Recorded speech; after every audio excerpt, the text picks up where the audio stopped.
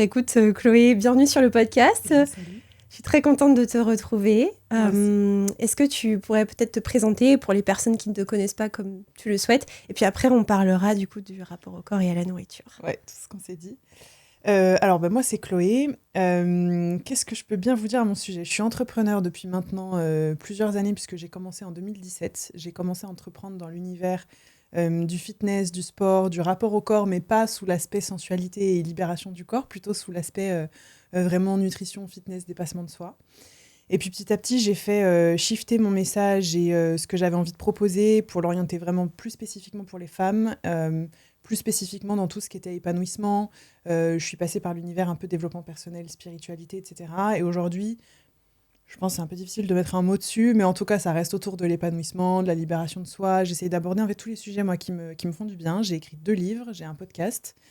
Qu'est-ce que je peux dire d'autre? En fait, j'ai juste une vision de la vie un peu comme un gros gâteau au chocolat et je souhaite que toutes les femmes puissent vraiment manger ce gâteau à pleines dents et c'est ce que j'essaye de proposer via plein de manières différentes. J'aime bien la métaphore du gâteau, c'est dans la thématique, tu Oui. vois. Effectivement, de pouvoir savourer la vie, tu vois, c'est le nom aussi de mon accompagnement, de savourer la vie, en fait, d'apprendre à faire tout ça. Et effectivement, toi, t'es passé, c'est ce qu'on disait en off, t'es passé de parler de nutrition, de sport, d'être vraiment dans le fitness, un peu peut-être dans le mode no pain, no gain, à vraiment t'orienter vers le développement personnel, le rapport au corps, la sensualité dont tu parles énormément. Du coup, est-ce que tu pourrais nous parler un peu de ton rapport au corps, à la nourriture? Comment c'était à cette époque où justement tu étais plus dans le fitness Ouais. et comment ça a évolué? En fait, ce qui est fou, c'est que je suis toujours autant dans le sport. Je fais même plus de sport qu'à l'époque. Je m'entraîne plus. Bref, je fais beaucoup plus de sport et je suis plus complète, mais je fais plein de types de pratiques sportives différentes. En fait, à l'époque, clairement, j'ai commencé le sport et j'ai commencé à bien manger pour me reprendre en main. En fait, je suis passée d'un mode de vie qui était complètement erratique, je fumais, je buvais beaucoup, mais vraiment beaucoup trop. Je faisais énormément la fête, j'avais énormément de troubles du comportement alimentaire, beaucoup de pulsions, beaucoup de... En fait, j'étais dans le truc de je me sous-alimente et puis il y a des moments où je vais avoir des pulsions, je vais me gaver, je savais absolument pas comment équilibrer une assiette, enfin, c'était vraiment l'horreur. Et un petit peu du jour au lendemain, honnêtement, c'est vraiment arrivé assez subitement. Je me suis dit, allez, c'est bon, moi, j'ai plus envie j'ai pas envie de grandir comme ça, j'ai pas envie de mûrir comme ça. Il y a eu aussi beaucoup de phrases que j'ai entendues de la part d'ex-compagnons à propos de mon corps qui m'ont fait me sentir, qui n'ont fait qu'appuyer sur des complexes que j'avais déjà, mais qui ont été extrêmement durs et qui m'ont fait me dire à ce moment-là, en fait, c'est plus possible, là, il faut que je me mette au sport. Parce qu'en fait, j'entendais des trucs qui étaient très durs, donc je me suis dit, je vais me mettre au sport. Donc au départ, c'était pas tellement pour des bonnes raisons, c'est ce qu'on appelle des bonnes raisons, mais en vrai, il n'y a pas tellement de bonnes ou mauvaises raisons à partir du moment où par la suite, tu apprends à le faire pour toi, tu vois. Et donc j'ai commencé pour ça, à me dire, en fait, je revois mon hygiène de vie, j'ai arrêté de fumer, j'ai arrêté de boire. Je me suis mise à faire du sport, beaucoup, enfin du fitness plus particulièrement. Et honnêtement, ça a changé très positivement beaucoup d'aspects de ma vie, à savoir socialement déjà, j'ai appris à m'entourer de gens qui avaient une meilleure hygiène de vie, j'ai quitté complètement le milieu de la nuit, j'ai arrêté de fumer, mais s'en est suivi de très gros troubles du comportement alimentaire parce que je me suis mis en tête de faire des sèches, des régimes, avoir le moins de gras possible sur le corps. J'ai versé dans l'obsession de l'apparence physique, mais pas au sens propre, tu sais, il faut que je fasse le plus femme, le plus parfaite possible. C'était plus dans le sens, en fait, il faut que je sois musclée, qu'il n'y ait plus de gras, que j'ai l'air d'avoir un physique de nana sportive. Enfin, c'était vraiment presque obsessionnel à cette époque-là. Même à compter mes calories, etc. Et en fait, j'ai commencé un peu à partager ma journey, tu sais, comme on dit, vraiment mon voyage un peu dans cet univers-là sur les réseaux sociaux. Et c'est comme ça, en fait, que j'ai commencé. Et petit à petit, j'ai appris à rééquilibrer ce rapport-là en fait, à vraiment passer de une femme qui se malmène par tous les moyens possibles, parce qu'en réalité, quand on boit, qu'on fume, etc., c'est pareil, en fait, on se malmène. Et quand on est en train d'essayer de sécher au maximum au point de ne plus avoir ses règles, d'avoir tout le temps froid, d'avoir des troubles hormonaux, etc., on continue de se malmener, en fait, en réalité. Donc, je suis passée de cette femme qui se malmène à, OK, comment est-ce qu'en fait, je peux justement trouver déjà cet accord avec moi-même, cette paix. Et tu vois, même quand je te le dis là, c'est encore vachement chargé d'émotions pour moi parce que je pense que je suis désolée, je pense que c'est juste le chemin d'une vie et que c'est quelque chose qui est compliqué pour une femme en fait en réalité. Donc je suis toujours sur ce chemin-là et en tout cas je suis passée de cette femme qui se malmenait à cette femme en fait qui aujourd'hui ne cherche qu'une seule chose, c'est s'épanouir sous tous les plans et essayer d'envoyer chier le plus possible les injonctions qui m'ont fait tant de mal par le passé, tu vois. Voilà, c'est pour ça que je suis un peu émotionnelle, désolée, mais c'est vraiment ça. Au contraire, et c'est beau ce que tu dis, et j'adore quand tu dis envoyer chier les injonctions, parce que moi, c'est pareil, tu vois.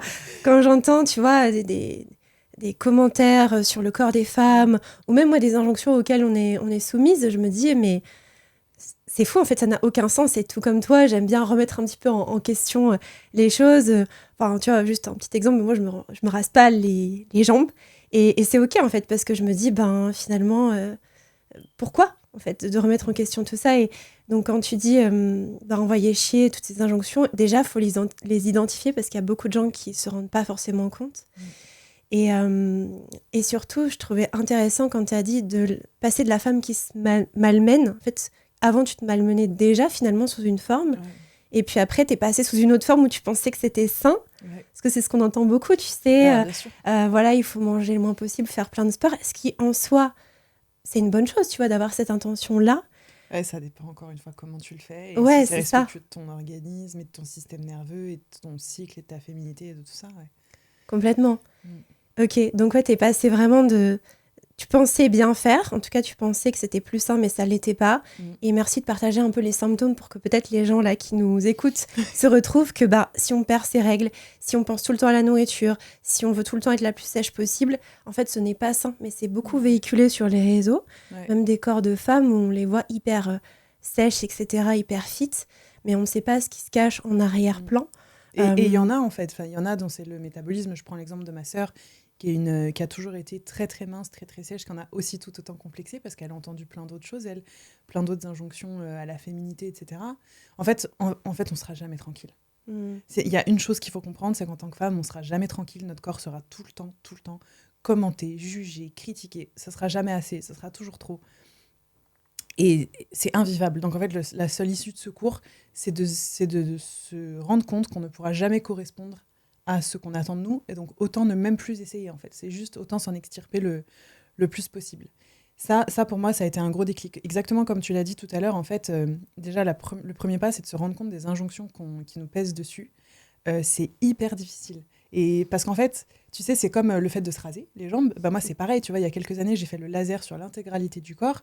Aujourd'hui, ça me rend complètement dingue d'avoir fait ça.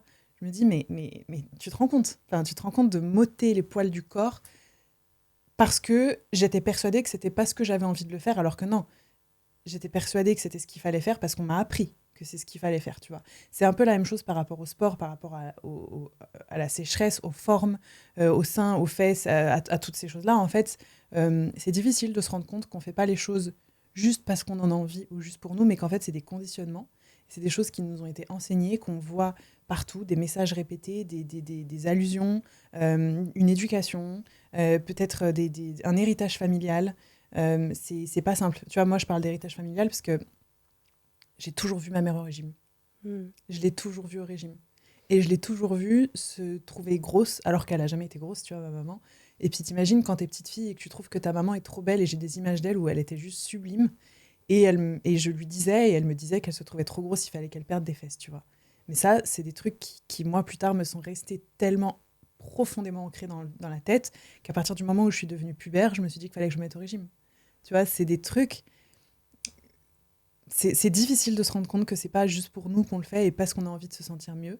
Mais je crois que c'est le premier pas. C'est de se rendre compte, enfin d'essayer de déconstruire pourquoi j'ai envie de ça.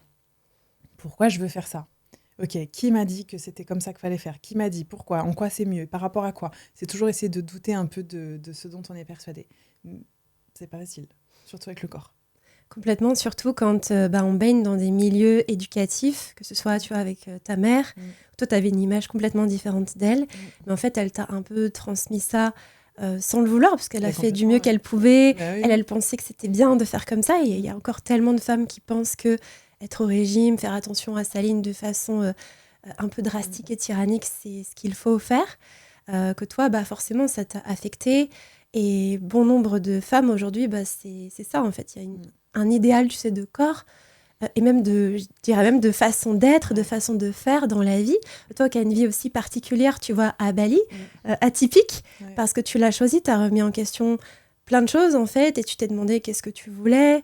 Mais voilà, comme on disait, ça nécessite de déconstruire un petit peu tout ce dont la société nous matraque et ce qu'on pense qu'on attend de nous. Oui, complètement. Mais ouais, donc tu me disais que tu avais eu des remarques plus jeunes. Comment tu as fait pour justement te rendre compte de l'impact de tout ça et déconstruire tout ça au fur et à mesure du temps? C'est toujours en cours, honnêtement. C'est toujours en cours. Je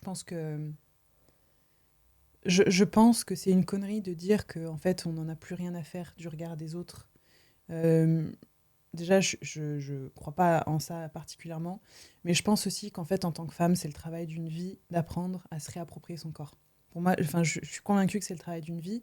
Pour moi, ça passe beaucoup par la sensualité, parce que ça englobe tout, ça englobe les sens, ça englobe le lien que j'ai au corps, l'amour que j'ai avec mon corps, le désir, la sexualité, ça englobe tout, en fait, la sensualité, et ça a été un moyen pour moi de me réapproprier les choses. Mais ce qu'il faut savoir, c'est qu'avant que ça passe par « trop cool, je me réapproprie ma sensualité, je fais ce travail trop beau et tout », c'est passé par de la colère, de la rage. Un truc de malade. Est-ce que tu peux nous en dire un peu plus ? Qu'est-ce qui a déclenché cette colère ? En fait, elle a toujours été là. C'est une colère qui a toujours été là, aussi petite que je m'en rappelle. En fait, je me suis rendu compte il y a quelques années qu'en fait, les choses qui m'étaient en colère, c'était toujours des choses qui étaient liées à mon genre. Quant au fait qu'on me disait comment fallait que je sois en tant que femme. Quand on me disait qu'il fallait que je tourne ma langue cette fois dans ma bouche avant de parler. Quand on me disait qu'il fallait pas que je m'assoie comme ça parce que c'était pas féminin. Quand on me disait qu'en fait, à l'âge de 11 ans, il fallait déjà que je mette un manteau carré sous les fesses parce que j'avais un gros cul. C'est ce genre de choses-là qui me blessaient profondément et qui, plus tard, m'ont fait En fait, je pense que ça a construit de la colère petit à petit parce qu'en fait, au fond, je savais et je continue de savoir en fait que ce n'est pas juste et que ce n'est pas vrai. Et qu'en fait, ce n'est pas normal qu'on nous matraque ça sur la tronche, en fait, tout le temps en tant que femme. Et le jour où j'ai décidé, je me rappelle très bien de ce jour, il y a quelques années, le jour où j'ai décidé en 2000, je crois que c'était 2015, que c'était fini, que en fait, je voulais m'appartenir, être comme je veux, arrêter d'avoir honte de moi, donc arrêter de mentir aussi aux autres, parce que du coup, c'était vraiment un processus que j'avais mis en place, c'était de beaucoup mentir à mon sujet, tellement j'avais honte, en fait, de ce que j'étais, donc Enfin bref, c'était vraiment un truc que je faisais beaucoup. Ce jour-là, en fait, je me suis servi de ma colère pour avancer. Je me suis dit, en fait, si je suis en colère, c'est qu'en fait, je dois prendre de la distance avec quelque chose qui est néfaste et qui est toxique pour moi. Et ça, c'est pas forcément une chose, c'est pas forcément super concret, mais c'est tout cette espèce de nuage noir qui est tout le temps au-dessus de ma tête à propos de comment il faudrait que je sois, je suis pas assez féminine, je suis pas assez jolie, je suis pas assez ceci, je suis pas assez... bref, toutes ces choses-là. Ma colère, j'ai décidé de la recanaliser, en fait, de la remettre dans autre chose. Et c'est ce que je fais, en fait, honnêtement, c'est ce que je fais depuis 2016. Donc, il y a toujours un peu de colère, évidemment, mais je pense que c'est toujours très nécessaire. Je pense vraiment que c'est nécessaire de vivre sa colère et de savoir bien la canaliser pour la mettre dans des choses qui sont créatives, la mettre dans de l'élan, de la mettre dans, tu vois, dans des projets, de la mettre dans de la sororité. Voilà, c'est super important. Mais c'est vrai que c'est passé aussi... Enfin, je suis passée par des étapes de rage quand tu constates en fait l'injustice. Enfin, tu vois, je reviens au truc des poils, mais moi, quand j'ai constaté qu'en fait, même la chirurgie esthétique que j'ai faite, je l'ai faite alors qu'en fait, au fond, j'avais pas du tout envie de la faire. Je l'ai faite parce que j'ai cru que c'était uniquement comme ça que je pouvais correspondre au reste du monde, tu vois. Mais c'est terrible, en fait. C'est terrible, en fait. Justement, ce que tu dis... on te fait croire qu'il faut que tu rentres dans cette case, qu'il faut que tu ressembles à ça, qu'il faut que tu sois comme ça pour être aimé, pour être accepté, pour correspondre aux attentes, et que si tu le fais pas, ben tu vas être moins aimé, être rejeté, être mise à part. Et effectivement, le tout, c'est d'arriver après à le voir, comme on disait. Mais je pense qu'on a tous, encore une fois, ces conditionnements-là, plus ou moins à différents niveaux, qui nous impactent, tu vois, ne serait-ce que là, moi aujourd'hui je suis maquillée un peu, je pense que c'est un conditionnement qu'on a, mais tu vois, aujourd'hui je me demande, est-ce que j'ai envie ? Est-ce que ça fait vraiment partie de moi ? Est-ce que ça me fait plaisir de le faire ? Plutôt que, en fait, il faut le faire, sinon, va y avoir une conséquence néfaste. C'est exactement ça. C'est jouer avec les codes, en fait. C'est ça. C'est vraiment jouer avec les codes. C'est un truc dont j'ai beaucoup parlé aussi avec Noémie Delattre. Je pense que tu vois qui Oui, c'est. ouais. Et donc, j'ai fait une interview avec elle et je lui disais, mais regarde, nous deux, là, on est des féministes avec des seins en plastique, on se maquille et tout, mais sans déconner. Et en fait, c'était hyper beau la conversation parce qu'en fait, elle a très raison. C'est qu'en fait, juste faut jouer avec les codes. T'as conscience. Enfin, honnêtement, moi, j'ai conscience d'être une nana matrixée, tu vois, clairement. Mais il y a des jours où je suis complètement à l'aise de pas jouer à ce jeu. Et ça me va très bien. Et les jours où j'ai envie de jouer à ce jeu, comme aujourd'hui, je joue à ça, tu vois. Et ben, je joue à ça. Mais je veux plus que ce soit quelqu'un d'autre qui me dise comment être et comment faire. En tout cas, j'ai envie de décider. Et en fonction de l'énergie du moment. Parce qu'en fait, il y a des jours où on va se lever, où on va se trouver moche. Il y a des jours où on va se lever, où on va remarquer toutes les imperfections sur notre corps. Moi, il y a encore des jours où la dysmorphophobie repointe son nez et c'est compliqué. Et il y a des jours où, pourtant, mon corps n'a pas changé, c'est le lendemain, mais je me sens en bombe, je suis prête à tout, je peux défiler en string en faisant ma danse en talons, et puis je suis là, je sors jamais maquillée, enfin, tu vois. Donc, juste faire avec l'énergie du jour, l'énergie du moment, et faire preuve de beaucoup d'indulgence envers soi-même. Vraiment de beaucoup d'indulgence. Ouais, effectivement, la compassion, l'indulgence, la douceur aussi, je dirais. Sortir de cette mentalité dont tu parlais au départ, d'être un peu, moi je dis, on est un peu notre propre tyran, tu vois, il y a une espèce de voix à l'intérieur de nous qui est horrible. Ouais. Tu vois, il y a pas longtemps, j'ai fait une conférence et c'était sur justement le rapport au corps et je disais aux participants, mais en fait, je disais je reprenais les termes en fait que les personnes emploient dans leur tête. Par exemple, bah vas-y, bouge ton cul, là, t'as vu comment t'es énorme, regarde-moi ça, tu te pinces le ventre puis tu te dis, regarde, t'as encore grossi, non mais ce soir c'est soupe. Et je disais aux participants, je me permets volontairement ces mots parce que en fait, c'est ce qu'on se dit dans notre tête et ça a le même impact que si on le disait à quelqu'un en fait. Ouais. Et on s'en rend absolument pas compte. Ouais. Et je me permets de rebondir sur ce que tu disais par rapport à la colère parce que c'est une émotion qui est souvent réprimée chez les femmes. Où on nous dit Ça souvent... m'énerve qu'on me dise ça. Voilà. Parce que je sais. Ça t'énerve qu'on dise ça ? Bah oui, parce que c'est vrai. Ouais. Et du coup, il y a tellement de femmes qui ont été éduquées en mode, tu sais, bah, il faut être sage, il faut pas dire, il faut être douce, il faut être gentille. Et c'est bien, on peut être douce et puissante. Mais on ça peut être... n'empêche pas d'être en colère. Exactement. Et je sais que moi, j'ai dû beaucoup travailler sur moi pour même accepter la colère. Parce que genre, je me disais, mais moi, je suis pas en colère. Ça n'existait même pas dans mon vocabulaire. C'est pas vrai. Voilà, c'est pas vrai. Je me mentais à moi-même. Et je trouve ça beau que du coup, cette colère, tu l'aies transformée et que tu l'as mis, on va dire, à ton service, au service de plus grand. Comment tu as réussi de passer de cette colère, finalement, qui était contre toi, à une colère créatrice ? Je crois que la seule et unique étape, c'est de comprendre que la colère n'a rien d'anti-féminin. Et ça, c'est une putain d'étape à déconstruire.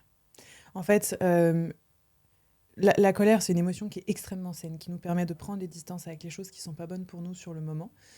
Et accepter sa colère, être en colère, ne signifie pas ne pas gérer sa colère et tout exploser, et faire des crises et faire preuve d'immaturité émotionnelle. Rien à voir. Le truc, c'est que, tu vois, même parmi mes clientes et même toutes les femmes que j'ai pu voir dans les formations, dans les retraites, dans les programmes, etc., et je pense que parmi les clientes qui viennent te voir, ça doit être la même chose, je retrouve énormément de femmes qui s'enferment dans le rôle de la femme docile, voire de la fille, voire de la petite fille.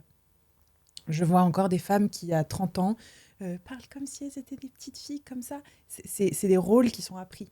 C'est pas juste de la timidité, c'est pas vrai. C'est pas juste de l'introversion. C'est des rôles aussi qu'on nous apprend. Alors après, chacun son caractère, chacun sa personnalité, évidemment. Mais la colère, ça fait partie du spectre d'émotions de l'être humain, en fait, enfin, tout simplement.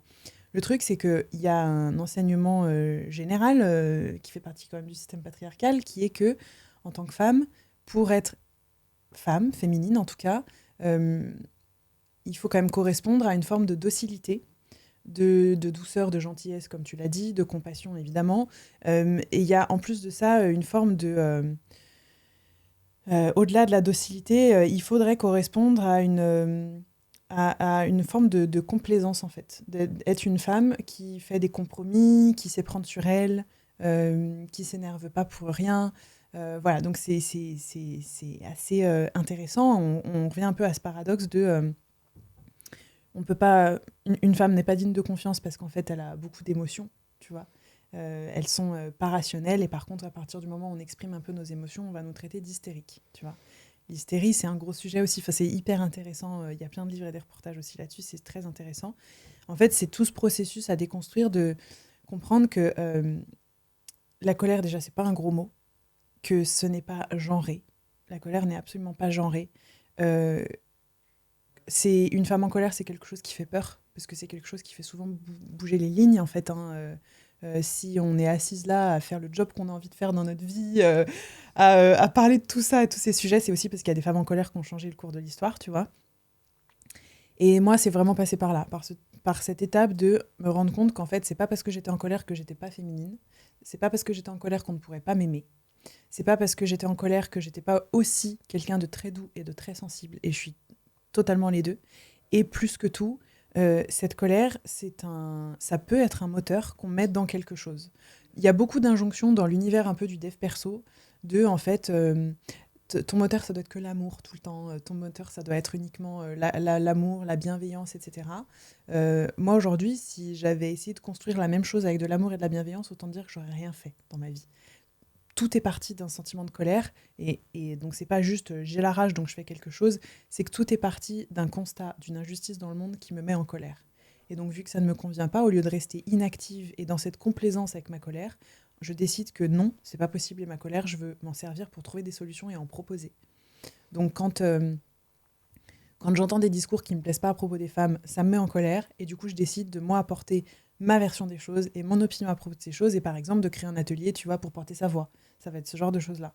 Donc c'est se dire en fait que si la colère est là, la vivre c'est hyper important, et ça peut être aussi quelque chose de très créatif qu'on peut rediriger dans autre chose. Donc tu as des gens qui vont fonctionner à la colère, tu as des gens qui vont fonctionner par exemple avec leur chagrin. Tu as plein d'artistes qui se servent du chagrin qu'ils ressentent par rapport au monde ou par rapport aux choses pour en faire des œuvres d'art ou pour en faire quelque chose. D'autres, ça va être la mélancolie, d'autres, tu vois, il y a la joie, enfin, il y a plein de choses, mais la colère n'empêche pas tout le reste. La colère n'empêche pas la joie, n'empêche pas l'amour, n'empêche pas la douceur. Euh, je pense que c'est très sain, et je pense qu'au contraire, il y a aussi besoin que les femmes apprennent à élever un peu leur voix, à gueuler, clairement, enfin, à gueuler, à revoir un peu leurs standards, à mettre un coup de pied dans la fourmilière, à recadrer aussi, parce qu'il y a aussi ce truc où quand même, depuis des générations, on apprend à se satisfaire de ce qu'on a. Et j'ai l'impression quand même que, enfin, c'est pas l'impression, je le sais quand même, depuis le MeToo, déjà, il y a beaucoup de choses qui changent. Et puis, notre génération, j'ai l'impression que c'est un peu la génération qui gueule, tu sais. Complètement. Et la Gen Z encore plus, tu vois. Ah ouais. Un truc, mais elle m'inspire mais tellement. La Gen Z, je les vois, elles réaffirment leurs standards, ce qu'elles veulent plus, ce qu'elles attendent de leurs partenaires, leur sexualité, leurs ambitions. C'est un truc de fou, c'est trop inspirant. Forcément, il y a de la colère là-dedans. Mais c'est hyper sain. Complètement, et c'est remettre en question justement tout ce qui a été construit auparavant, et se servir des émotions, comme tu disais, que ce soit la colère, le chagrin, pour créer, en fait. Les émotions sont créatrices, et donc le but, c'est de les accueillir, de les voir et de les utiliser comme moteur, en fait, pour avancer.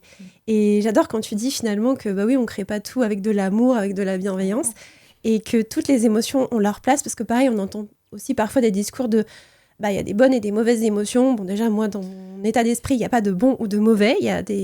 Tout fait partie de la vie, et le but, c'est de tout accueillir. Et après, de voir qu'est-ce qu'on peut faire avec ça. Et souvent, les hypersensibles, comme c'est notre cas, bah, on est sensible à l'injustice. Et on a besoin, tu vois, de femmes comme toi. Donc, c'est trop bien que tu prennes la parole sur ce sujet. Parce que, par exemple, bah, aujourd'hui, il y a beaucoup de femmes qui se sentent pas bien dans leur corps, qui pensent qu'elles doivent faire un énième régime, qui sont très sensibles aux commentaires, par exemple, des hommes, ou qui pensent que même leur rôle, c'est juste de plaire à un homme.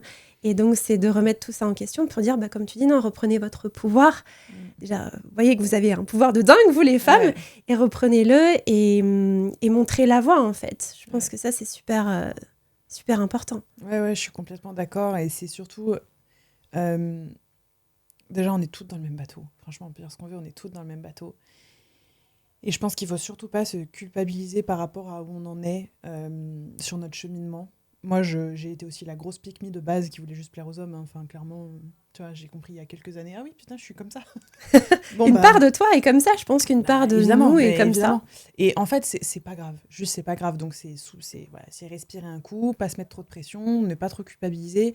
Encore une fois, faire avec ce qu'on a sur le moment, en fait. Enfin, faire, en tout cas, du mieux qu'on peut. Et en effet, tout ce qu'on ressent, et particulièrement quand on est justement sur cette forme de sensibilité-là, tout ce qu'on ressent, ça peut être un vecteur. Ça peut vraiment être un vecteur à création. On peut s'en servir pour le rediriger, le recanaliser dans quelque chose. Que ce soit quelque chose d'agréable ou de désagréable, on peut vraiment le recanaliser. Et c'est aussi en ça, après je sais qu'on dérive un peu du sujet, mais c'est vraiment en ça que la sensibilité, c'est un pouvoir de créativité. C'est vraiment un pouvoir de créativité.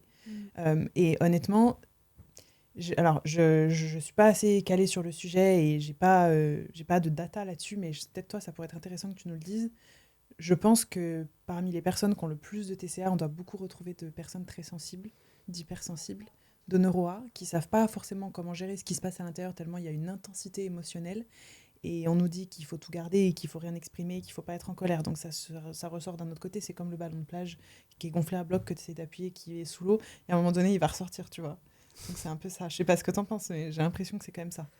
C'est exactement ça. En tout cas, de mon analyse, c'est toujours des gens hypersensibles, neuroatypiques, HPI, enfin bref, on met un peu les étiquettes qu'on veut dessus. Et du coup, comme ils ont un fonctionnement particulier, tous ces mécanismes-là se déclenchent parce qu'il y a un environnement aussi familial, éducatif qui fait que. Et après, une fois que tu te rends compte aussi de ça et que tu passes outre ça, je pense que ça te permet de reprendre ton pouvoir. En tout cas, moi, dans mon parcours, j'ai de la gratitude d'avoir vécu les troubles alimentaires, sinon je serais pas là. Je t'aurais même pas découvert, je pense. Enfin, tu vois. Et j'aurais pas de cette discussion et je pourrais pas accompagner mes clientes. Et en fait, moi, ça m'a vraiment permis de sortir, comme tu disais, du rôle de la petite fille, de la bonne élève dont tu parles aussi assez souvent, même si j'ai encore un peu ce truc-là, tu vois. Mais et vraiment de réaliser que j'ai un pouvoir personnel et que je suis une femme et que je suis pas à la merci des injonctions. Merci, ouais, c'est exactement ça, le mot. Du coup, pour en revenir à toi et à ton parcours, tu disais tout à l'heure que tu avais encore de la dysmorphophobie. Donc déjà, merci d'en parler parce que je pense que ça touche beaucoup de femmes. Comment toi, tu fais aujourd'hui, comment tu t'es rendu compte que tu en avais et quand, par exemple, justement, tu n'aimes pas ce que tu vois dans le miroir, comment est-ce que tu fais à l'heure actuelle ? Comment je me suis rendu compte que j'en avais comment je me suis rendu compte que je faisais de la dysmorphophobie Je pense qu'en fait, j'ai jamais mis de mots particulièrement dessus. J'ai toujours su que j'aimais pas mon corps. Et j'ai toujours su que j'avais l'impression d'être en guerre contre mon corps. Vraiment, tu vois, mon conjoint m'a connue à une époque où, dans le miroir, je m'insultais vraiment. Et j'étais persuadée que la nature m'avait pas gâtée et qu'en fait, c'était la pire chose qui puisse m'arriver. Et que, enfin, vraiment, c'était des périodes mais sombres. Vraiment très sombres pour moi. Ça s'est beaucoup amélioré avec le temps. Il y a beaucoup de choses qui m'ont énormément aidée à retrouver un lien avec mon corps. Déjà beaucoup plus sain, beaucoup plus apaisé. Et à faire des choses qui étaient avant obsessionnelles pour moi. Donc il y avait vraiment des choses qui étaient obsessionnelles. Le gras, après c'était plus le gras, c'était la cellulite. Après c'était plus la cellulite, c'était ma poitrine. Après c'était plus ma poitrine, c'était mes cicatrices. En fait, vraiment obsessionnel. J'ai fini par comprendre avec le temps qu'en fait, il y aurait toujours quelque chose. Et que ça s'arrêterait jamais. Et qu'en fait, même si par exemple, il y a un truc qui se règle, je vais de nouveau trouver un problème en fait. Je m'en suis rendu compte avec le temps. Je m'en suis rendu compte avec la chirurgie esthétique aussi. Parce que j'ai fait refaire ma poitrine et ça n'a rien changé à ma manière de me sentir dans mon corps littéralement. Si ce n'est qu'en fait j'ai eu honte d'avoir fait ça. Et que j'ai bien mis 2-3 ans avant d'accepter ce que j'avais fait, tu vois. Donc ça a été même un peu plus difficile psychologiquement qu'en fait avant l'opération. Et puis en fait après l'opération j'ai continué à trouver des problèmes sur mon corps en fait, à trouver des choses qui allaient pas. Mais ce qui m'a beaucoup aidée déjà moi, c'est le vêtement. Vraiment, je sais que j'en parle beaucoup, mais d'apprendre à mettre des vêtements dans lesquels je me sente complètement libre. Déjà de bouger, mais avec des tissus qui me font du bien à porter, par le toucher, des matériaux que j'aime. Ça, c'est des choses qui m'ont beaucoup aidée. Le mouvement avec la danse, ça m'a beaucoup aidée, le yoga, etc. Le sport qui m'aide énormément, évidemment. Et le dernier gros axe de travail, ça a été vraiment d'apprendre à faire de certains sujets qui m'obsédaient des non-sujets. De vraiment... Tu vois, par exemple, quand je rentre en France et que je revois des copines d'avant, il y a des discours qui me choquent parce qu'en fait, je les ai pas entendus depuis des années. Genre, même le mot régime, c'est un truc, tu sais, moi, je suis là en mode, genre, quelle planète elle vit c'est saut 2010, tu vois, les régimes. Moi aussi. Genre, ça date... Mais arrêtez, ça date, c'est has-been, tu vois. C'est clair. Et tu vois, c'est ouf. Je me suis pas posé la question de mon poids depuis des années, tu vois. Ou, Pourtant, je me regarde dans la glace, quoi, tu vois. Puis, je suis quand même préoccupée par mon physique, tu vois. Mais il y a plein de sujets où je me rends compte qu'en fait, avec le temps, je les ai complètement balayés. C'est des trucs que je n'ai plus en tête. Je pense que l'environnement, ça joue beaucoup. Que les gens qu'on fréquente et le milieu dans lequel on gravite, ça joue énormément. L'année dernière, j'ai pris un taxi. À un moment donné, j'ai partagé un taxi avec une dame qui travaillait dans la mode à Paris. Et donc, elle me disait que voilà, fallait qu'elle surveille ce qu'elle mange le soir parce qu'il fallait qu'elle reste dans son 34. Déjà, j'étais là, 34 34, mais putain, je sais même pas quelle taille. D'enfant de 12 ans. Moi, je mets des tailles uniques élastiques. Tu vois, bref. Et elle m'expliquait que vraiment, c'était vraiment beaucoup, beaucoup comme ça. Tu vois, c'était un milieu qui était très difficile, qu'il fallait énormément surveiller son alimentation. Et j'ai halluciné.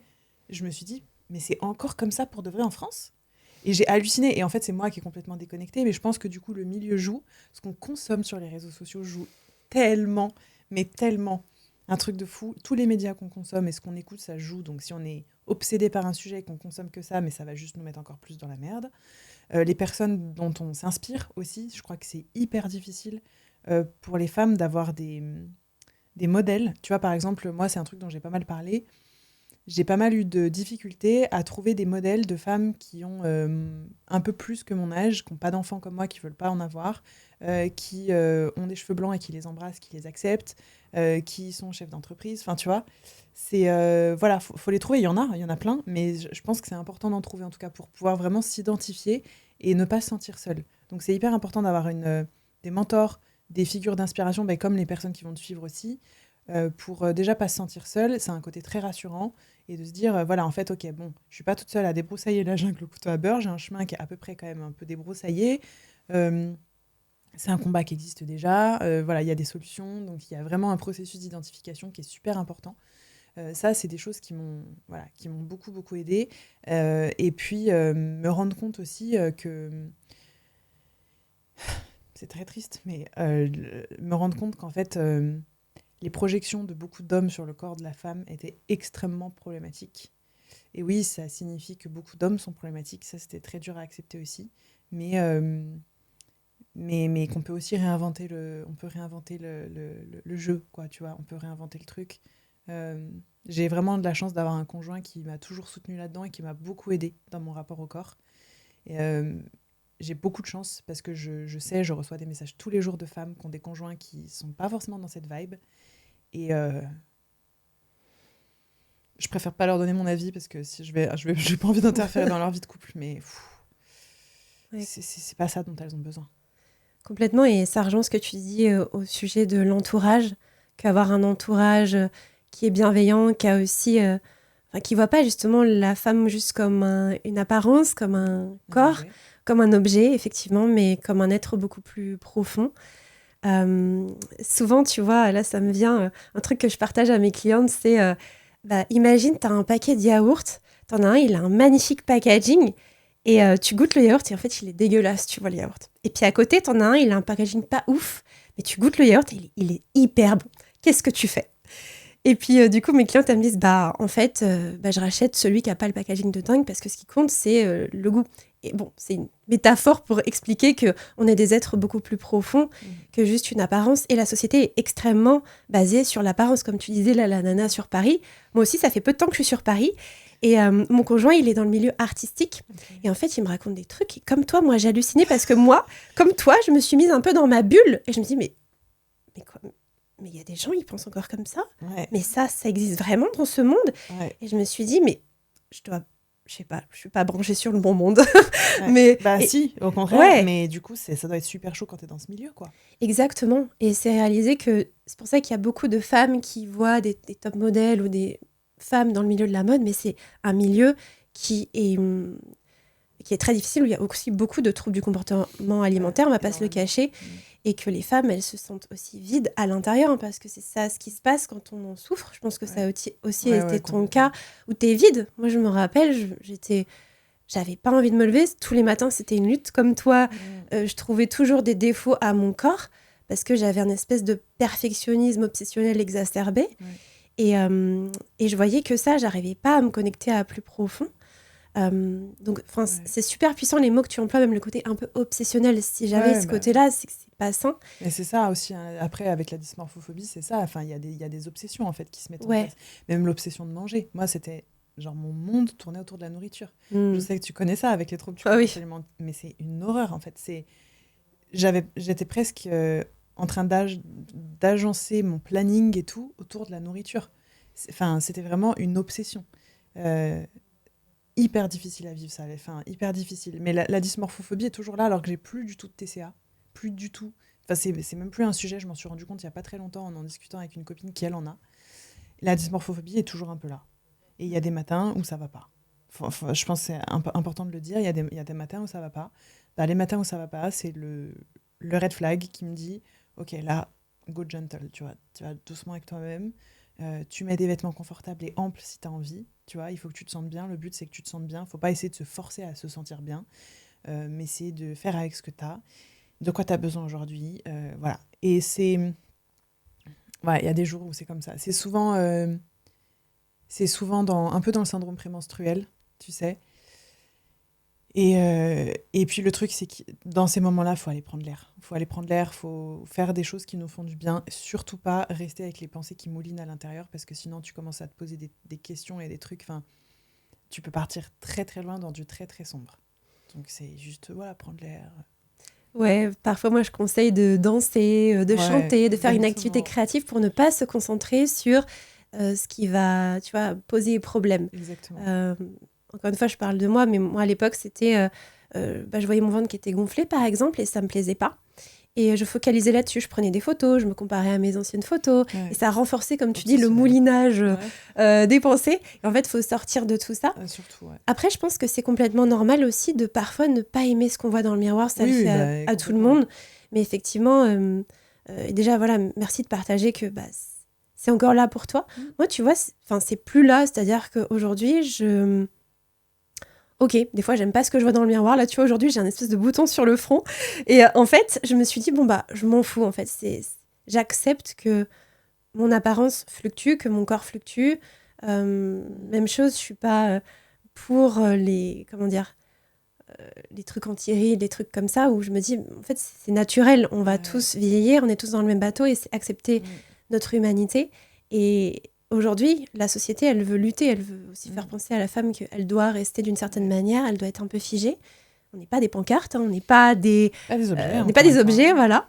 Et du coup, je serais curieuse de savoir comment t'es passée de ce côté obsessionnel avec la nourriture, où ça prenait tout le centre de ta vie, parce que c'est vraiment ça ce qui se passe quand Ouais, on a ouais. des troubles Bah, alimentaires. En fait, on fait toute notre vie en fonction de, le nombre de calories, le sport. ouais, ouais, c'est abusé. Tout passe à la trappe. Ah, en fait, cette femme épanouie qui a mille et un projets que tu es Peut-être aujourd'hui. que c'est grâce à ça. Peut-être, Ouais, ouais. ouais. Non, non, alors oui, clairement, ça joue. En fait, le truc, là je parle de moi, je sais pas si ça pourra concerner d'autres gens, mais moi, je me suis rendu compte surtout que si j'avais cette obsession pour la nourriture, le contrôle absolu que je voulais avoir sur mon corps et sur ma nourriture, c'est ça. C'est parce qu'en fait, je n'avais aucun contrôle sur tout le reste dans ma vie et ma vie m'échappait. Et j'étais profondément malheureuse, profondément frustrée, peinée, etc. À partir du moment où j'ai remis du contrôle sur ma vie, où j'ai remis la sensation d'avoir du contrôle sur ma vie, c'est-à-dire en fait, attends, je peux décider de si je veux me lever le matin ou pas. Je peux décider de est-ce que j'ai envie d'être épanouie dans ce métier. Qu'on parle d'entrepreneuriat ou de salariat, peu importe en fait. Hein. Parce que j'ai été salariée et j'en ai plus eu alors que j'étais salariée, tu vois. À partir du moment où j'ai remis du contrôle sur mes fréquentations, sur mon rapport aux hommes, sur mon rapport aux femmes, en fait, attends, qui c'est que je veux fréquenter En fait, en me remettant moi au centre, vraiment, c'est parti, mais sans effort. Et honnêtement, en 2 semaines, il n'y avait plus rien. Il n'y avait plus de Ah, problématiques waouh, en de deux nourriture. semaines. Il y avait des petites rechutes après, tu vois, mais en 2 semaines, j'avais plus d'obsession de nourriture. Après, ce qui a fait que ça a duré dans le temps, c'est que le contrôle que j'ai mis en place sur ma vie a duré dans le temps. Sinon, ça serait revenu. C'est sûr et certain, tu vois. Mais en fait, une fois que j'avais goûté à cette ivresse de je peux construire ma vie comme je l'entends, et en fait, tant pis, j'étais prête à démissionner et j'avais pas du tout d'argent de côté. J'étais prête à faire du babysitting s'il fallait, mais je voulais vivre ma vie comme je l'entends parce que j'en pouvais plus. C'était décidé, c'était fait. Je suis allée au bout des choses. Et aujourd'hui, je continue, tu vois, d'aller au bout des choses. Et ce qui fait que, honnêtement, je pense qu'au bout d'1 an, 2 ans, c'était même plus quelque chose qui me revenait en tête. En fait, vraiment, je me posais plus du tout de questions. Donc en fait, c'est en priorisant ma santé mentale, en me repriorisant moi aussi, que vraiment, c'était plus un sujet. Il y a les raisons pour lesquelles je voulais m'alimenter et je voulais faire du sport ont beaucoup évolué aussi. Ça a beaucoup, beaucoup, beaucoup, beaucoup joué. Et tu vois, la réponse la plus courte qui me vient, c'est en fait, j'ai commencé à faire ce qui me plaît. Complètement, en fait, tu t'es remis, comme tu dis, au centre de ta vie, tu t'es réaligné, si on veut employer d'autres termes, où, et c'est très juste ce que tu dis, c'est moi ce que j'exprime dans mes contenus, c'est que les troubles alimentaires, c'est le signe d'un désalignement profond. C'est-à-dire qu'il y a plusieurs de tes besoins qui ne sont pas comblés et que du coup, l'addiction, on va dire, vient combler. Donc, c'est une forme d'intelligence, c'est une forme de protection, on va dire, mais qui, du coup, t'envoie un message que tu n'es pas à ta place et qu'il est temps de te recentrer sur toi. Et, c'est exactement ça. Ouais. C'est exactement ça parce qu'en plus, tu vois, je me rappelle encore de l'époque où j'avais vraiment beaucoup de troubles alimentaires. Je rentrais chez moi du travail, j'avais encore mon manteau et mon sac sur l'épaule et tout, que j'ouvrais le frigo, je cherchais plein de trucs, je sortais tout, même des trucs qui vont pas du tout ensemble, du Nutella, du fromage, des trucs et tout. Je sortais tout, j'allais à la boulangerie en face m'acheter genre beaucoup trop de pâtisseries et tout. Et à peine, j'enlevais même pas mon manteau, je me gavais en allumant la télé. En fait, tout ce que je cherchais à ce moment-là, c'était à accaparer toute ma cognition dans autre chose pour éviter de penser. C'était de l'addiction. En fait, un soulagement que je cherchais profond, une recherche très profonde de soulagement. Évidemment, après, j'étais au bout, s'en suivait tout l'écœurement, le dégoût de soi et tout ce que tu veux. Mais c'était vraiment ça, c'était en fait ce truc de j'essayais de compenser et de survivre et surtout de pouvoir ne penser à rien d'autre que ce que j'étais en train de faire. Et ça, moi, ça m'a fait me rendre compte, tu vois, qu'en fait, j'étais en train de fuir un truc. Ouais, c'est ça. C'est une forme de fuite de la vie, en fait, finalement. Et je pense qu'il y a plein de formes aujourd'hui de fuite. Par exemple, je sais pas si ça te parle, mais moi, pendant longtemps, j'ai été dans les jeux vidéo. Et en fait, j'étais une grosse gameuse, tu vois. Énorme. Je pouvais passer. Alors, quand on me voit comme ça, on se dit, ah bon? Je dis oui, oui. Ouais, je suis pas tant surprise, tu vois. Ah ouais. Bon, alors, par contre, j'y connais rien, j'ai jamais joué aux jeux vidéo. Et moi, je jouais aux jeux vidéo multijoueurs en ligne. Ok. Et en fait, j'ai réalisé plus tard que c'était mon échappatoire parce que ce monde était trop pour moi, en fait. C'était trop, j'arrivais pas à faire avec ce monde. Je comprenais pas, je me sentais pas à ma place. Comme toi, j'imagine, il y a beaucoup d'hypersensibles qui ressentent ça, qui se demandent ce qu'ils font là, qui se posent des questions existentielles à 18 ans. Et en fait, je m'enfermais dans ce monde parce que là, effectivement, j'avais l'impression que j'avais plus de contrôle, j'avais pas tous ces ressentis un peu exacerbés que je ne savais pas maîtriser à l'époque. Mais je réalisais que je fuyais déjà un peu la réalité et qu'après, en fait, ça s'est transformé en contrôle sur mon poids, mon alimentation, etc. Mais la clé que tu as dit, elle est hyper importante. J'espère que les gens vont retenir ça. C'est qu'en fait, c'est se remettre au centre de sa vie. Ouais. Comment tu as fait pour passer de un peu la petite fille, on va dire, la personne qui est dans la matrice, je sais pas comment on peut le dire, femme au bout de sa vie, ouais. En fait, tu reprends ton pouvoir et tu forges ta vie, parce que je pense qu'il y a plein de gens qui auraient envie, mais ils savent pas comment faire. Je pense qu'il y en a beaucoup qui savent pas et beaucoup à qui ça fait peur, et je comprends que ça fasse peur. Et vraiment, là-dessus, je pense que je m'estime chanceuse aussi. En fait, déjà, on part pas tous avec le même bagage dans la vie, et il y a des gens pour qui c'est pas aussi facile que ça de changer de vie. Donc ça, c'est évidemment. Moi, je pense vraiment que déjà, le fait de quitter le salariat, et encore une fois, c'était pas du tout le salariat le problème, c'était que moi, c'était pas la manière dont je pouvais m'épanouir au travail. Et en fait, je le sais depuis assez petite, sauf que je ne savais pas ce que c'était que l'entrepreneuriat. J'avais personne d'entrepreneur dans ma famille. Mais même quand j'étais salariée, j'essayais déjà d'entreprendre au sein de ma boîte, etc. Donc déjà, ça a été de faire comme je l'entends, de porter ma voix. C'est un des trucs qui m'a le plus aidée.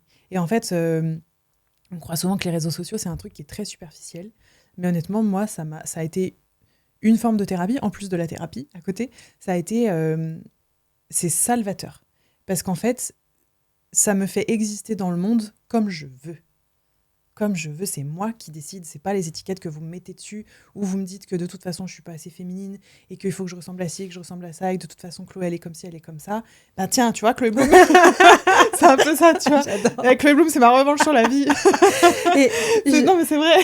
je me souviens aussi que tu avais parlé que dans le milieu du dev perso, à l'époque où tu t'es lancée, c'était beaucoup des personnes, tu sais, en tailleur, Oh machin, là. dans le monde du business, et que toi, tu avais dit, ouais, bah moi, en fait, ça me correspond pas, et ouais, je vais montrer sur la plage Bah avec ouais, les vêtements qui te font du bien, et que c'est la exactement. façon dont toi, tu voulais le faire. Et je me suis dit, ouais, cette nana, c'est trop fort, j'adore, en fait. Bah, en fait, je veux vivre comme je l'entends. Ouais. Et vraiment, je veux vivre comme je l'entends, en fait. Alors, ça, encore une fois, je nie pas le vivre ensemble, etc. Ça fait partie de mes valeurs fondamentales. Donc, évidemment que je m'adapte et qu'il y a de l'adaptation toujours. On ne peut pas vivre sans s'adapter aux autres, ça c'est sûr et certain. Mais enfin, ça a été, pour moi, ça a été salvateur de porter ma voix, de dénoncer des choses à ma manière, de faire passer des messages et de voir qu'il y avait des gens qui étaient d'accord avec moi ou qui rencontraient les mêmes problématiques ou de pouvoir apporter de l'aide. Je trouve que je trouve vraiment, et c'est quelque chose que je pense qu'on peut conseiller aussi aux femmes qui ont vraiment ces troubles-là dans la vie de TCA, de dysmorphophobie, etc., c'est de se rendre compte que tant qu'on est ultra focalisé sur soi, c'est très difficile de trouver du sens dans sa vie, en fait. Ça fait hyper mièvre et cucu ce que je suis en train de raconter, mais c'est super juste pour autant, en fait, de commencer à se tourner un peu plus vers l'autre et de se demander en quoi notre histoire et notre chemin de vie peut commencer à apporter quelque chose aux gens. Mais que ce soit via les réseaux sociaux ou juste avec une discussion dans un café avec quelqu'un, ou dans une asso, ou juste avec un petit mot, ou juste avec un échange, en fait, le fait de contribuer auprès des autres, ça donne beaucoup de sens dans la vie. Ça donne un sentiment d'importance aussi qui fait qu'en fait, on se dit, ah, en fait, il y a des trucs qui valent encore plus le coup que tout ça. Et on peut le faire de la manière dont on l'entend, hein, que ce soit superficiel ou pas. Voilà, enfin, moi, on m'a beaucoup critiqué au début en me disant, à part montrer ton cul sur Instagram, tu fais rien. Oui, bah moi, je donne du sens à ma vie au moins. Tu vois. Ben voilà, j'ai commencé comme ça et au final, vraiment, c'est un truc qui m'a beaucoup, beaucoup, beaucoup aidé de décentraliser, en fait, de se remettre au centre de ma vie pour mes choix de vie, que ce soit professionnel, carrière, amoureux, amical, lieu de vie, hygiène de vie, etc. Tu vois, même hygiène de vie, des trucs tout bêtes, mais des trucs de, ben, en fait, moi, j'ai pas envie de me lever à 8 h le matin. Ça me correspond mieux de me lever à telle heure ou à telle heure. Et puis, en fait, ben, tout le monde dit qu'il faut manger, enfin, je sais pas, à 19h30 ou 20h, c'est comme ça que j'ai été habituée. En fait, non, moi, j'ai envie de dîner à 18h, par exemple. C'est des trucs tout bêtes qui sont micros, mais qui aident beaucoup, en fait, à se dire, en fait, bah non, moi, je veux vivre comme ça. Donc ça, déjà ça. Donc, se remettre au centre par rapport au choix, tout en décentralisant ses centres d'intérêt. Je sais pas si je suis très claire, mais en gros, contribuant à l'extérieur et se préoccupant aussi de ce qu'on peut apporter aux autres et en ayant envie d'aider auprès des autres, d'être dans de l'aide, etc. Honnêtement, enfin, ça donne beaucoup, beaucoup de sens. Mais c'est ce qu'on conseille à beaucoup d'addicts, hein, d'ailleurs. Hein. Quand ils font des cures, voilà, ou qui sont en traitement ou en désintox, on leur conseille vraiment de s'impliquer dans la vie collective. C'est quelque chose qui aide, mais énormément. Ça donne vraiment, vraiment, vraiment beaucoup de sens, en fait, à notre vie. On rencontre des gens qui sont comme nous. Et puis, on arrive aussi, du coup, on est un peu forcé à trouver des choses positives dans ce qui nous arrive pour les transmettre. Tu vois, par exemple, quand il y a plein de gens qui ont envie de se lancer dans l'entrepreneuriat ou sur les réseaux, ou qui sont salariés, mais qui ont envie peut-être de faire passer un message. Une des étapes, c'est de dire, en fait, qu'est-ce que moi, je peux apporter au monde ? Et tu as plein de gens qui vont répondre à cette question, moi, je peux rien apporter au monde, j'ai rien à apporter, parce que j'ai rien de particulier, je sais pas faire ça, je sais pas quoi dire. Ça, pour moi, c'est de la fausse humilité, tu vois. C'est, ok, t'as pas envie de chercher, d'accord, tu bloques, c'est plus facile de te complaire aussi. Peut-être qu'il y a un petit peu de victimisation, ça dépend des gens.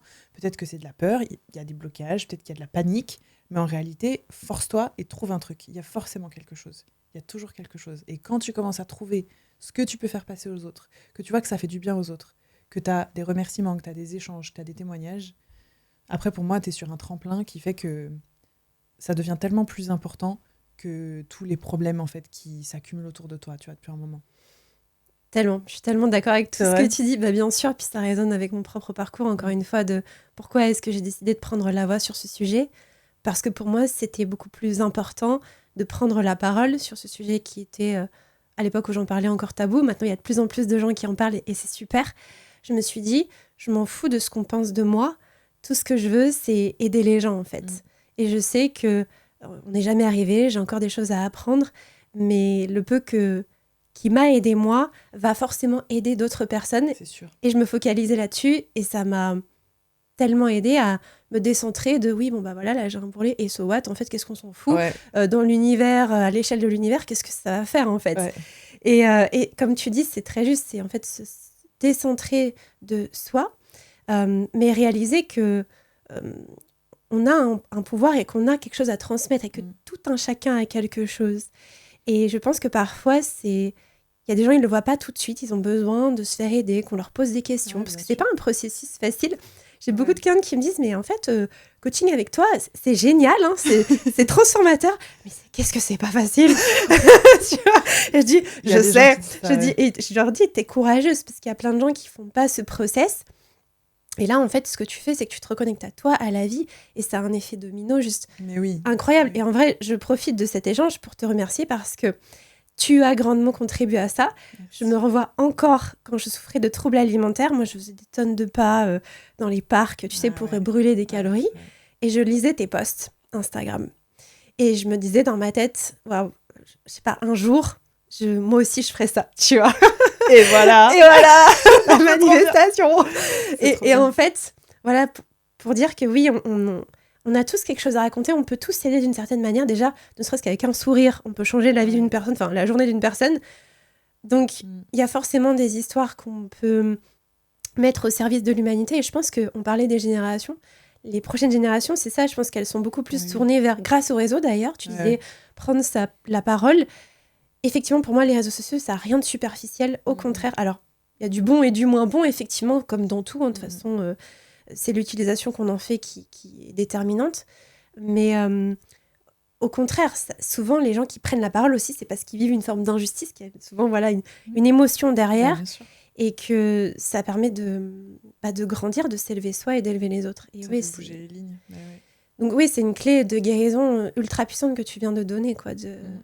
Porter d'oser sa voix, prendre la ouais. Ouais. parole, et je dirais même que ça permet de se rendre compte de ce avec quoi on est d'accord, pas d'accord, Ouais. d'affiner sa Aussi. pensée, de se remettre en question. Puis il y a une énorme chose que ça permet aussi, dont on n'a pas beaucoup parlé, c'est de soulever la honte. Parce que avec le rapport au corps, à la nourriture, et on peut même englober, même si c'est très différent, moi je mets aussi les violences sexistes et sexuelles dedans. C'est des sujets qui touchent au corps de la femme et qui sont au corps tout court, hein, parce qu'il y a aussi des hommes qui souffrent de ça, euh, couverts de honte. De manière collective et individuelle, c'est sous un tapis de honte, sous 125 tapis de honte, qui sont très difficiles à soulever. Et tant qu'on baigne dedans, en fait, tant qu'on reste dans cette honte qui fait qu'en fait on n'en parle pas, qu'on dit rien à personne, qu'on est avec, qu'on est rongé, parce qu'en fait on se bouffe et on se ronge littéralement avec ça, on peut pas guérir en fait. Moi je pense qu'on peut pas guérir et qu'on peut pas s'en sortir. Donc après, encore une fois, chacun porte sa voix comme il peut. On n'est pas obligé de porter sa voix sur les réseaux ou de manière publique, mais juste d'en parler à quelqu'un ou de se faire accompagner. Et ce quelqu'un, ça peut être un professionnel, comme ça peut être une pote, comme ça peut être un parent, voilà. Mais juste déjà de plus rester seul dans sa honte, dans son jus en fait, et ouais, d'arriver à juste verbaliser, sortir du secret en fait, parce qu'on on vit. Enfin, moi, je me rappelle quand j'avais ces troubles alimentaires, mais j'ai tellement honte. Je me relevais la nuit en cachette pour pas que mon conjoint voie que je mangeais des trucs surgelés, et tout. C'était l'enfer. En fait, le jour où on verbalise ça, on dédramatise le truc en fait. Déjà, on dédramatise parce que souvent en face, la réaction des gens est quand même assez dans la compassion et dans le ah ouais. Du coup, on se rend compte qu'en fait, c'était pas si grave qu'on fait ça, que c'est grave pour nous, mais ce que je veux dire, c'est que c'est pas moche, c'est pas honteux, c'est pas dramatique. Donc déjà, on dédramatise la chose en parlant. Euh, et ça permet de sortir du silence, de plus porter sa peine tout seul et de se faire aider.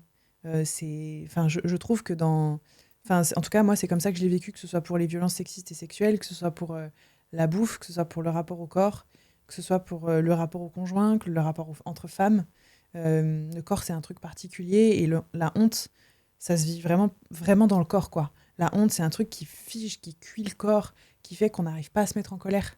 Aussi, quand on a trop honte, on n'arrive pas à se mettre en colère, on n'arrive pas à prendre de la distance, on porte tout toute seule. Euh, Ça crée beaucoup de soucis de santé aussi. La honte dans le corps, c'est vraiment un truc qui fige les femmes, en fait. Et pas que les femmes, hein, mais qui nous fige et qui nous maintient dans une forme de sidération. Et je pense que déjà, juste de parler au moins à une personne, ça permet de sortir de ça. Tellement d'accord. Et c'est de mettre des mots sur les mots et effectivement d'oser en parler et que, en fait, on n'est pas seul. Tu vois, là, on en parle toutes les deux.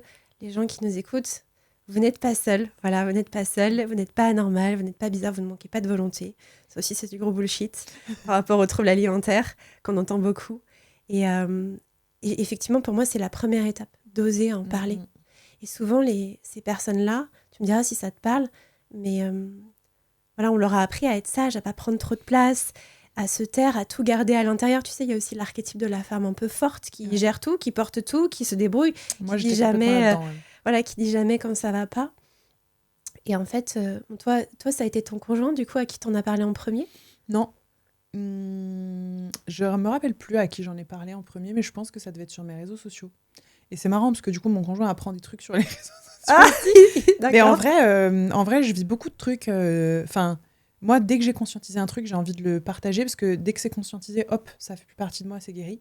Et c'est assez rapide ce process-là. Et donc, non, en général, j'en parle parce qu'en plus de ça, je pense qu'il y a plus de femmes qui peuvent s'identifier à mon parcours que mon conjoint, tu vois, qui vit pas du tout les trucs de la même manière.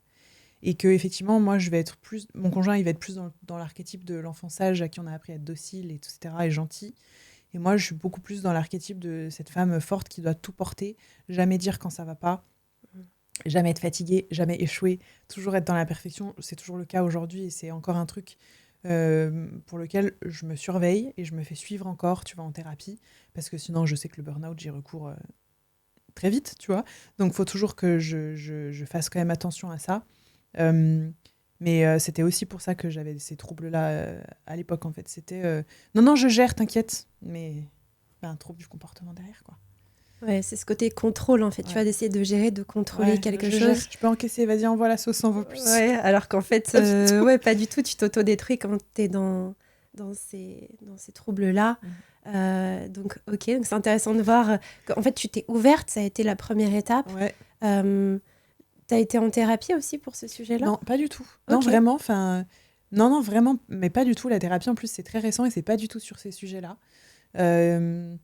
Non, je pense vraiment que le fait de m'ouvrir et de commencer à m'ouvrir à une autre réalité que celle que je vivais depuis des années, à remettre en question parfois, à certains endroits, l'éducation que j'ai eue, à remettre en question parfois ce que j'entendais aussi à l'extérieur de mes amis, etc. Et à trouver ma propre voie, en gros, de ça j'aime pas. C'est vraiment comme ça que ça s'est fait. Et de manière hyper naturelle. Donc, je me suis ouverte, j'en ai parlé. Et puis, petit à petit, en fait, j'ai développé de la curiosité. C'est vrai que la curiosité entre beaucoup dans ce processus. Être curieuse, tu vois, j'ai commencé à être super curieuse quand je suis devenue végane. J'ai été végane quand même pendant 5 ans. Ça m'a beaucoup ouverte à plein d'autres manières de manger, plein de recettes et plein de trucs, etc. Maintenant, je suis plus du tout végane, tu vois, pour le coup. Mais ça m'a aidée à découvrir des trucs. Je me suis ouverte au yoga. Après, je suis très curieuse de base et le fait de m'ouvrir à plein de milieux différents, à plein de gens différents et à plein d'activités et de centres d'intérêt différents, ça m'a beaucoup aidée. Parce qu'en fait, on se rend compte qu'il y a plein de possibilités dans la vie, tu vois. Il y a plein de trucs qui sont possibles. Et moi, j'ai pas envie de m'étouffer dans un seul aquarium. Donc, j'ai envie de sortir, d'aller goûter un peu là, un peu dans cet aquarium, un peu là, un peu là, un peu là. Comme ça, tu fréquentes plein de gens différents, ce qui fait que tu es ouvert d'esprit, tu remets en question toi aussi ce qui se passe dans ta tête. Tu goûtes à plein d'activités différentes, ce qui fait qu'en fait, tu n'es pas obsédé tout le temps par une seule. C'est hyper chouette, moi, je trouve. Ouais, c'est ça. C'est trop intéressant là, ce que tu viens de dire, de finalement pas être obsédé par une seule chose, mais aller goûter à différentes choses. Et effectivement, ce que j'ai pu aussi observer, c'est qu'il y a un besoin de diversité, un besoin de nouveauté, un besoin d'exploration. Et effectivement, passer du jugement à la curiosité. C'est-à-dire, au lieu d'être dans le jugement négatif, là, je repense au corps, ou de ce qu'on fait. Par exemple, avec la nourriture, tu disais, tu te lèves la nuit, tu vas manger un truc surgelé, etc. Et pour toi, c'est un drame, alors que quand tu en parles à quelqu'un, bon, il se dit, bon, ok, je ferais peut-être pas ça, mais c'est pas un truc horrible, quoi. C'est clair. C'est pas une mauvaise personne pour autant. C'est ça, alors que quand on est dedans, on se flagelle. Et je pense qu'il y a ce côté très dur avec soi-même. Et souvent parce qu'il y a un désir d'atteindre une forme de perfection idéalisée dans la tête. Et en fait, on peut très bien vouloir l'excellence. Moi, je préfère ce terme d'excellence, mais tout en étant beaucoup plus dans la douceur, dans l'accueil, dans la curiosité, dans la compréhension de ce qui se passe pour soi et de qui tu es. Parce que je pense, tu me diras si je me trompe, mais tu as plus compris qui tu étais, quels étaient tes besoins, donc qu'est-ce qui est OK pour toi, qu'est-ce que tu aimes, qu'est-ce que tu veux dans ta vie, qu'est-ce que tu veux pas dans ta vie, comment tu veux créer ta vie, à quelle heure tu veux te lever ou à quel lieu tu veux côtoyer les personnes, et plus c'est clair pour toi, mieux tu te sens, et mieux tu te sens, mieux tu as besoin en fait de te focaliser sur le côté un peu addictif, quoi. C'est exactement ça, c'est le principe de souveraineté dont on parlait tout à l'heure, c'est se remettre au centre de sa vie. Ça ne veut pas dire, encore une fois, devenir un gros égoïste de base, mais se remettre au centre de sa vie pour, OK, qu'est-ce que j'aime pas, c'est faire preuve d'autorité en fait intérieure. OK, quels sont mes besoins, quelles sont mes priorités, quelles sont les urgences, qu'est-ce qui est important pour moi dans la vie avec les autres, quelles sont mes valeurs, comment je vois les choses, comment j'ai envie de mener ma vie. Effectivement, on peut pas tout faire coller à 100%, enfin, tu vois, faut être honnête. Mais oui, c'est sûr qu'il y a ça. Et il y a autre chose que j'ai pas mentionné, mais en fait qui me semble être vitale, et je m'en suis vraiment rendu compte ces dernières années. Ça a été mon cas, et je pense que ça peut être le cas de beaucoup de femmes. Quand je souffrais de vraiment de troubles du comportement alimentaire, moi, je me gavais pour essayer de m'occuper l'esprit, comme je te racontais tout à l'heure, d'essayer d'accaparer toute ma cognition le plus possible pour, en fait, que ce soit bien rempli. Et en fait, c'est très à l'image de la nourriture intellectuelle dont j'avais besoin. En fait, se sous-alimenter intellectuellement et même émotionnellement, etc., ça contribuait beaucoup aux troubles du comportement alimentaire que j'avais. En fait, c'est aussi un truc qu'on peut voir chez plein de femmes, c'est qu'en fait, on a l'impression qu'il faut qu'on se contente parfois de faire des choses qui sont basiques, de ne pas être plus curieuse, de ne pas s'intéresser à des sujets qui viennent nous nourrir profondément, etc., et qu'on devrait se contenter, tu vois.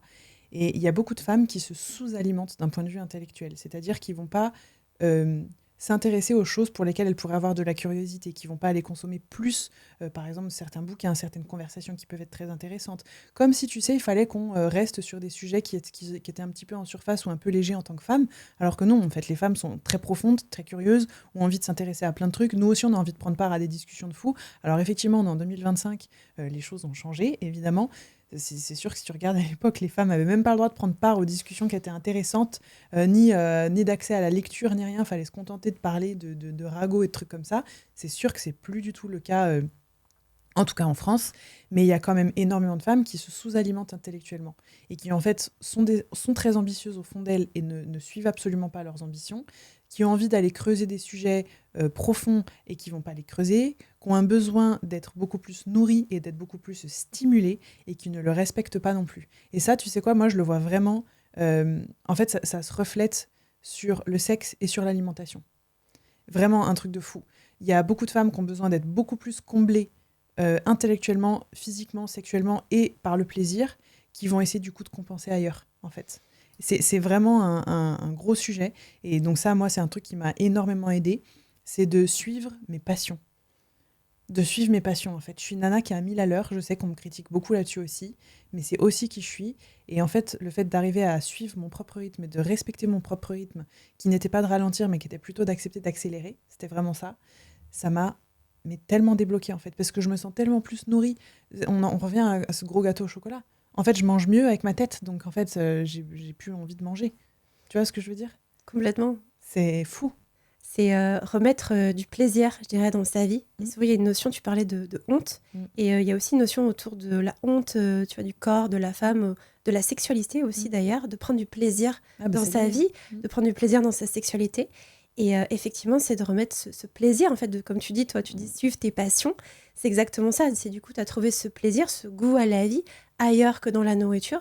Donc, tu te sens nourrie, tu te sens épanouie. Ouais. Donc, la nourriture, elle prend moins de place. Moi, je le vois, c'est pareil dans ma vie. Aujourd'hui, je fais de la danse, je fais du théâtre, je me nourris intellectuellement tous les jours. Là, tu vois, on est en train de se nourrir. Et en fait, du coup, la bouffe, voilà, c'est juste la bouffe, quoi. C'est pas dire que je suis plus gourmande. Facile, hein. Pour beaucoup de femmes, c'est pas facile, ouais. Parce qu'elles entendent en permanence pourquoi tu fais ça, tu restes à la maison.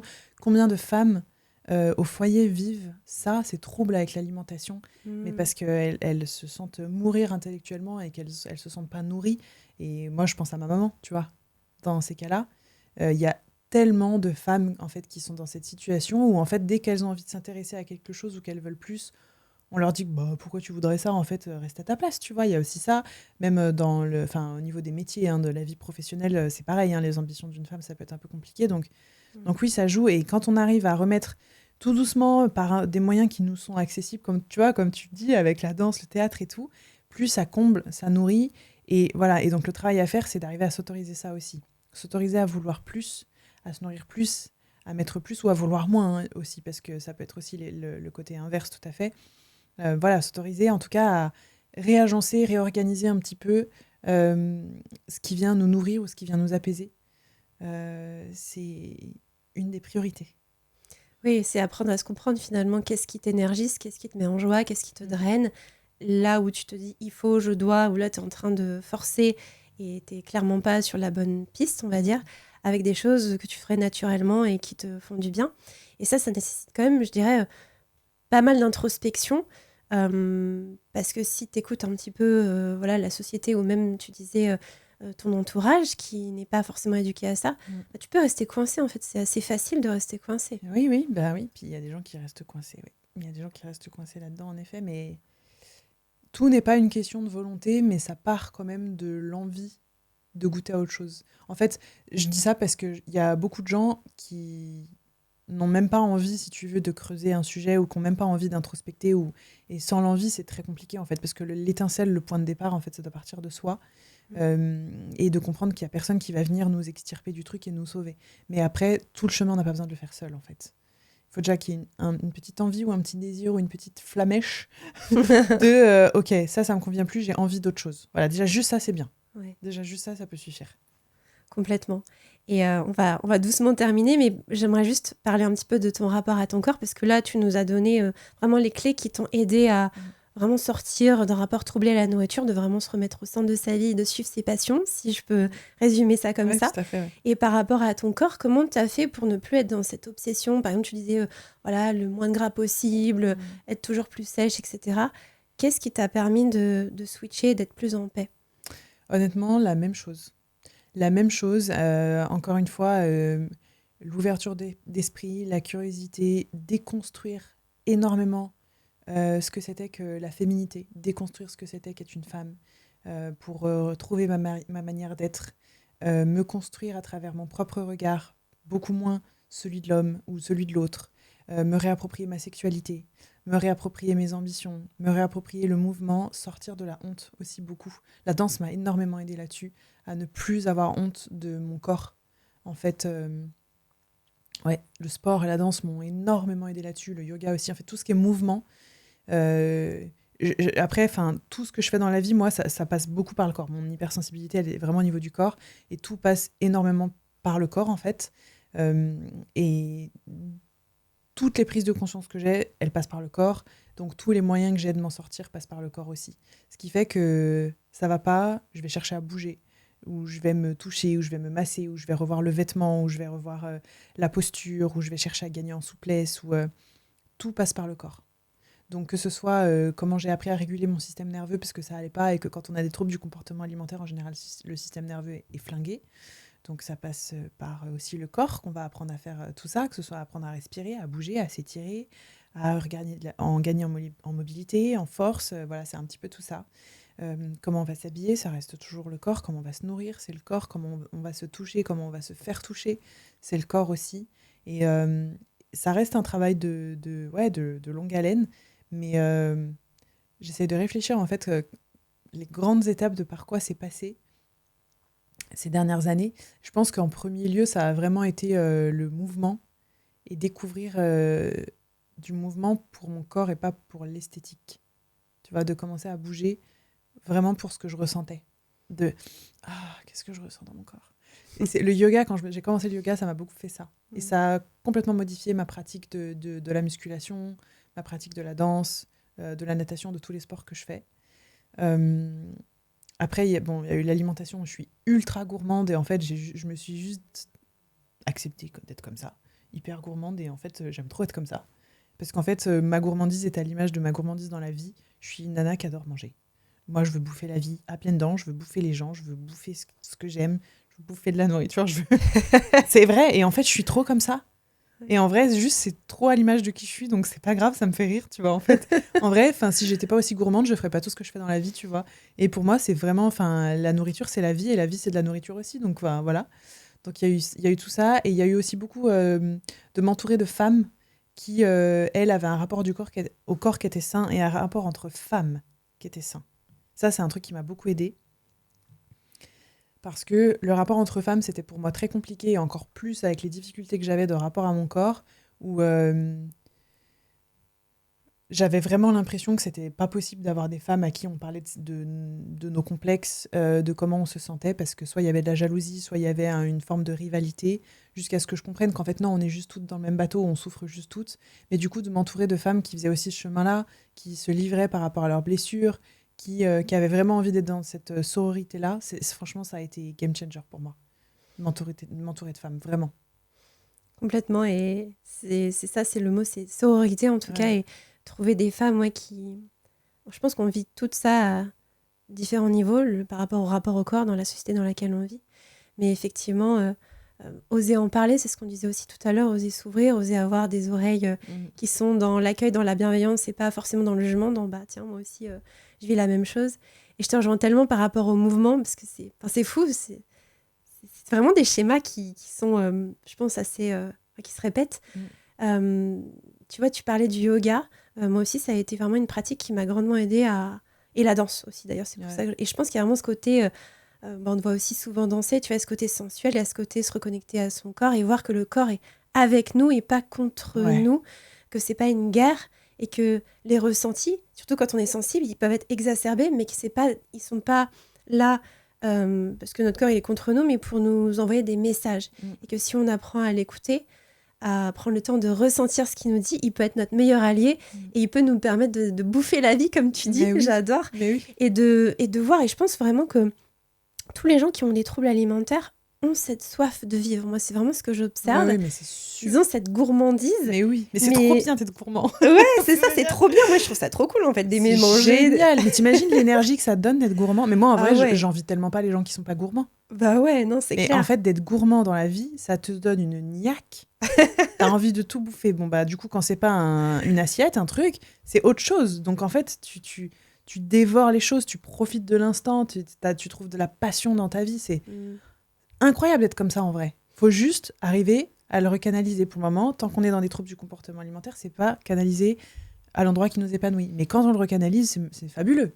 Complètement, c'est exactement ça. Et ça ouvre après de belles opportunités qui viennent nous nourrir et qui nourrissent d'autres personnes. C'est ce qu'on disait tout à l'heure là, avec ce côté de besoin de contribuer, en fait, que se nourrir soi et se faire passer en priorité, c'est pas être égoïste, au contraire, c'est comprendre de quoi on a besoin, de le mettre au service de plus grand, et que c'est comme ça, en fait, qu'on rayonne. Et briller, c'est pas mal. Il y a aussi un peu ce truc de briller, c'est mal.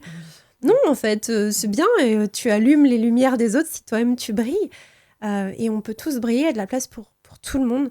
On ne va pas éteindre les autres parce qu'on partage sa lumière, au contraire. Et ses ombres aussi, parce qu'on a les deux. Mais non, mais en tout cas, merci de partager tout ça et de voir que finalement, ton rapport à ton corps, il est vraiment repassé par te reconnecter à tes sensations. Versus juste l'apparence, en fait. Ouais, et vraiment, c'est... honnêtement, depuis que je suis branchée sur mes sens, je me suis jamais sentie aussi sexy, jolie, tu vois. Ça fait toute la différence, en fait, La vie passe par soi avant de passer à l'extérieur. C'est dans un sens, c'est une boucle, mais ça passe par soi avant tout. Donc... comment ça se passe la vie à l'intérieur de moi, mon appétit, où est-ce qu'il en est, mon appétence, elle est comment, tu vois. Et c'est franchement, aujourd'hui, c'est vrai que ça fait très mièvre ce que je dis, mais aujourd'hui, c'est fou. Je suis vraiment capable de me dire, mais en fait, j'ai juste tellement de chance d'avoir un corps fonctionnel. T'imagines tout ce que je peux faire ? Mais c'est juste un truc de dingo, en fait. Et pour ça, c'est vraiment mon ultime priorité. Mon corps est mon ultime priorité. Surtout. En tout cas, de contribuer à ce côté fonctionnel et pas d'être en lutte pour l'étriquer, le faire ressembler à certaines choses, le faire entrer dans des vêtements trop petits, mais au contraire, le mettre dans des vêtements qui lui font du bien, dans lesquels tu te sens belle, tu te sens sexy, te reconnecter au sens via les bougies, via tout, en fait. Effectivement, la nourriture que tu manges, mais la nourriture aussi intellectuelle, émotionnelle, et que... Tous les interactions... Franchement, c'est... le jour où on comprend que notre corps, c'est vraiment... c'est nous. En fait, pendant longtemps, j'ai cru qu'il y avait mon esprit et mon corps et que c'était 2 trucs différents. C'est pas vrai, c'est pas du tout 2 trucs différents. C'est la même chose, ça a juste pas la même apparence. L'esprit, ça se voit pas, c'est un peu... c'est de l'éther, quoi. On va dire ça comme ça. Et le corps, c'est le seul truc tangible. Mais c'est une erreur de croire que c'est 2 choses différentes et qu'il faut relier les deux. C'est la même chose. Le corps exprime de manière matérielle l'esprit. C'est la même chose. Et quand on comprend ça, on se dit « Oh putain, c'est trop bien. » J'existe, regarde, je me vois, c'est trop ouf. Je vois mon Regarde esprit. quoi, C'est mon esprit, ouf, mais c'est fou. Non, mais c'est trop fou, en vrai. C'est tellement vrai. Puis je trouve que ça se voit, tu sais, quand tu rencontres des gens, alors faut mettre des nuances, mais ça se voit dans leur aura, tu vois, dans leur... Bien Moi, sûr, des ça se fois, voit. je sais pas si ça te le fait, mais moi, dans les yeux de quelqu'un, je peux aussi voir Mais des oui. choses. Et à l'inverse, si la personne, elle est pas bien avec elle, ça se voit sur son apparence, sur son Mais même dans la, tu sais, corps. le non-verbal, la posture, Ouais. tout, en fait. Ouais. Franchement, enfin, voilà, faut juste comprendre vraiment ça. Votre corps, c'est votre esprit. C'est la même chose. Donc, voilà, comment est-ce que vous avez envie de le faire évoluer dans ce monde? C'est la même chose. Yes, trop bien. Merci Chloé en tout cas. Merci beaucoup. Peut-être s'il y avait une grande idée que tu aurais envie que les auditeurs la retiennent, qui te semble hyper importante pour voilà, les aider, les faire passer à un autre palier peut-être, ce serait quoi pour toi? S'intéresser à la sensualité. Et pas celle qu'on nous vend où il faut mettre des petites tenues sexy, de la dentelle et des trucs comme ça. S'intéresser pour de vrai à la sensualité, à vos sens, apprendre à les affiner, à les décupler, à les ressentir chacun, à être dedans, à se sentir sensuel, à pas en avoir honte, à aller vraiment explorer la sensualité sous toutes ses coutures, pour hommes et femmes, hein, honnêtement. C'est vraiment l'idée... ça devrait être dans vos objectifs prioritaires dès demain. Ok, bon bah vous avez noté là la sensualité en objectif prioritaire.